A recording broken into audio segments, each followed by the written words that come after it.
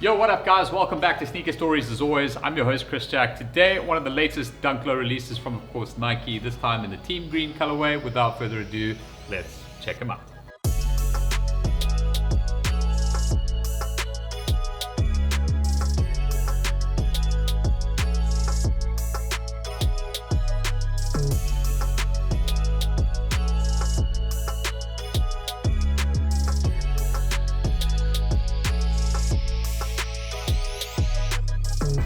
Alright, so these seemingly released kind of out of nowhere on the 16th of April here at Shelflife and Archive stores locally in South Africa. The US release date for this particular pair has been pushed out to May 13th. I think that's a Thursday if I'm not mistaken. However, really cool opportunity for us here on Sneaker Stories to give you guys an early review if you are watching from the States. And not all the releases have happened of the shoe in South Africa yet. The Nike stores here, at least in Canal Walk, I think it's Sandton, maybe Rosebank, and I think Waterfront all have stock of these sitting in their storerooms. At least that's what I've been told through the grapevine. However, when I went there on release day to try and get a pair of these, they told me that they don't have them at all. So a lot of conflicting information about the release of this, but the good news is if you didn't manage to get a pair from either Shelflife or Archive stores, I think Short Market and of course in Johannesburg as well, then you're probably going to have another option and probably quite a few more pairs to come through Nike stores themselves. Now the team green itself is definitely a colorway that is more suited for summer. Like, it's one of those nice,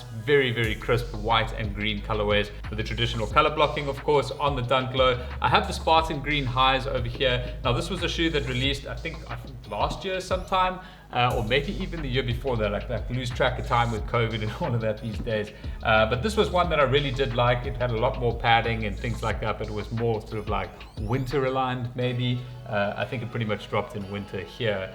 So it was a nice pair to have. But I brought them out to basically show you the comparisons between the Pro Green or Spartan Green over here and the Team Green. The Team Green is slightly lighter in green coloring, of course, and there are some change-ups with the coloration, at least underfoot there, which you guys might be able to pick up on camera. The Pro Green or Spartan Green highs over here are definitely darker than what you're getting in the Team Green version over here on the lows. But to get into the review itself, and I'll start with the outsole as always, you do have a very light sort of green, kind of foresty green color on the outsole of the shoe. It is slightly lighter than what you've got just up top here. It kind of matches up with what you're getting in the sock liner and perhaps the laces in that kind of tone of green. However, the leather paneling over here is done in a slightly darker shade of green as well. And obviously these underlay panels here are done in a very crisp flat white. The standard perforations here in the toe box section, and then in and around that mid panel and around the heel section of the shoe here.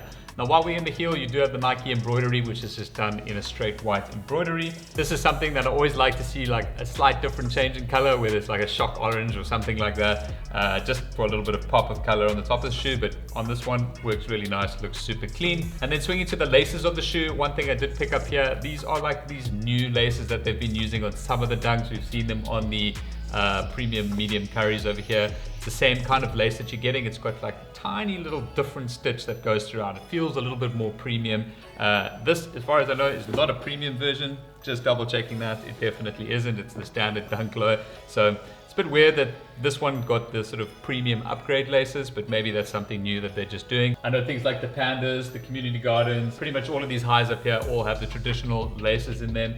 Maybe just to show you side by side with the Viatex, you can see a completely different kind of lace setup that's going on here than what you've got now in the Team Greens. But moving further on to the review, inside of the shoe, as mentioned, you do have a lighter green coloring over here, which kind of matches up with what you got on the outsole. It seems to be a bit of a finer mesh, like a little bit more like refined mesh that's been used in here. You know, on some of the pairs, you know, if I just bring out the Pandas here quickly, it definitely seems to have a bit more of a rougher texture in there, which I don't think you guys are really going to be able to see, but maybe we'll get that with a B-roll shot. So overall, like, I am lenient to say that these have been made very nicely and they've chosen like good materials for it. But at the end of the day, it's still just a Nike Dunk Low, so you're not really going to get like massive quality or anything like that with the shoe, as I'm sure most of you guys will know that by now. From a tongue perspective, the standard nylon tongue over here, you do have the Nike logo done in the tongue tag, of course, just in green and white. And then just from an insole perspective, and I think these are pretty much glued in mostly, but I'll try and get this bottom piece out without tearing it. That's pretty much very much glued in, so I'll show you there. You've just got a hit of total orange on the Nike logo done in the heel, and the rest of the insole is done in the team green coloring. Now from a price point of view, these were slightly more expensive, I think at 1,899. To give you an idea of the price increase, the highs over here on the Pro Greens were also 1,899, and that was like a year or two ago, so it's kind of like caught up to these prices. I think the highs are sort of going around 2,299 at the moment, or at least somewhere around there. So a little bit more expensive on the Dunks, but we would come to expect that now with the way things are with inflation and all of that, and the brands just kind of pushing prices up all the time, that this is still a very good value for money shoe if you are looking to get into a Dunk. Now from a sizing perspective, I do have a half size down here to UK 8.5, which actually fits me pretty good. I can generally get away with 8.5s, a half size down from a true to size, of course, on Dunk lows. Not all of them, some of them can be a little bit tight, like sort of the community gardens or whatever it might be, depending on the material construction of the upper. However, these ones at a half size down fit me absolutely perfectly, and true to size would fit me great as well. If you do have a wide foot, obviously I'd recommend going true to size, and if you obviously have the opportunity to try a pair on before buying, like you do at Story Cape Town over here, our marketplace store here in Cape Town, 166 Bacon Crack Street. You can check us out online as well at www.story.capetown to see what we have available in our inventory, and then obviously come through the store to try them on if you are in Cape Town. But that's pretty much it for this review of the Nike Dunk Low Team Greens over here. Definitely a shoe I would recommend getting. The colors look really nice on foot. You can wear this with a whole bunch of different colors. But yeah, if you guys have any further questions, please feel free, as always, drop them in the comment section below.